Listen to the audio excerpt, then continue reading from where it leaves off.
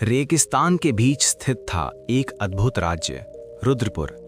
चारों ओर रेत का सागर, तपती हवाएं और गहरी वीरानी थी, लेकिन उसी शून्यता के बीच सिर ऊंचा किए खड़ा था राजमहल, मानो शक्ति और अहंकार का प्रतीक हो। दूर से देखने पर लगता था कि इस राज्य को कोई छू भी नहीं सकता। रुद्रपुर के शासक थे महाराज रुद्रसेन। वे कठोर, अनुशासन प्रिय और रक्त की शुद्धता में विश्वास रखने वाले थे। उनका मानना था राज्य प्रेम से नहीं बल्कि शक्ति और वंश मर्यादा से टिकता है।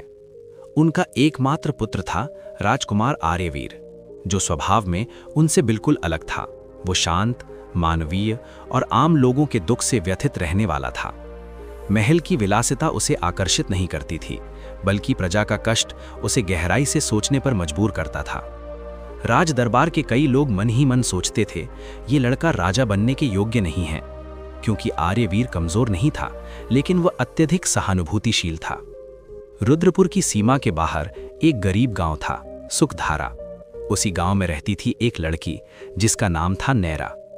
उसका कोई बड़ा परिचय नहीं था, न धन था और न ही सत्ता। नैरा के पिता एक खदान मजदूर थे। एक रहस्यमयी दुर्घटना में उनकी मृत्यु हो गई। उसकी मां बीमार होकर बिस्तर से लग गई। कम उम्र में ही नैरा पर पूरे घर की जिम्मेदारी आ गई। गरीबी नैरा को तोड़ नहीं सकी। उसकी आंखों में अजीब सी दृढ़ता थी और चेहरे पर मौन आत्मसम्मान। वो जानती थी कि जीवन कठिन है, लेकिन सिर झुकाना कोई विकल्प नहीं। एक दिन रेगिस्तान में भयानक रेत का तूफान उठा। उसी दिन आर्यवीर भेष बदलकर प्रजा की हालत देखने निकला था।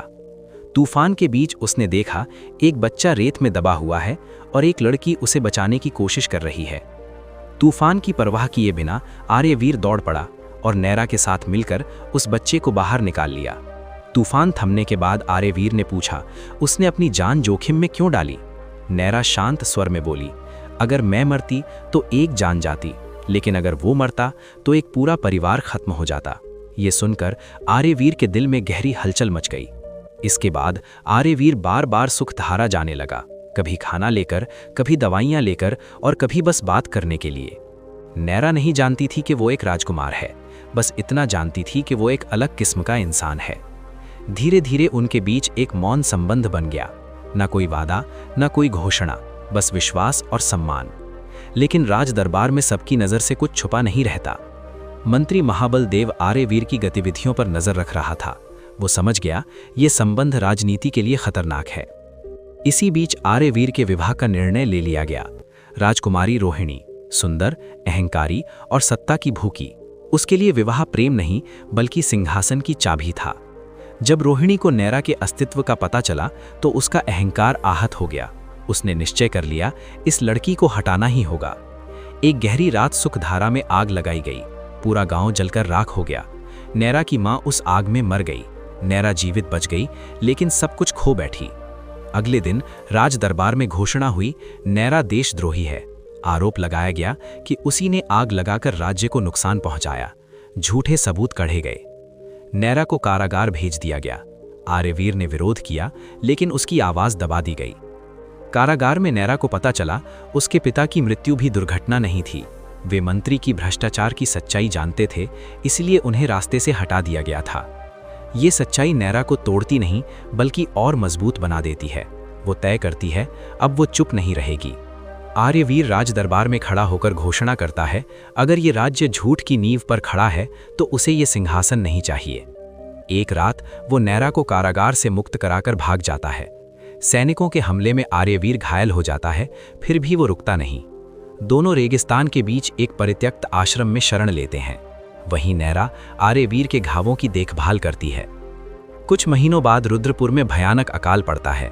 राजा बीमार हो जाते हैं। मंत्री राज्य को लूटने लगता है।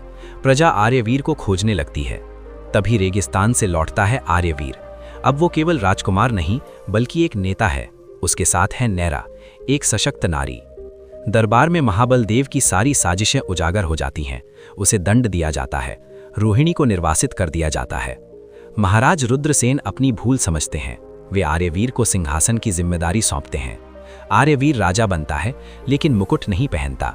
वो घोषणा करता है, इस राज्य में कोई भी जन्म के कारण छोटा नहीं होगा। नैरा रानी नहीं बनती, वो बनती है प्रजा की आवाज। रुद्रपुर एक नए मार्ग पर आगे बढ़ता है, प्रेम, न्याय और सत्य के मार्ग पर। यदि आप आर्यवीर की जगह होते तो क्या आप सिंहासन चुनते या अपने हृदय की सच्चाई को?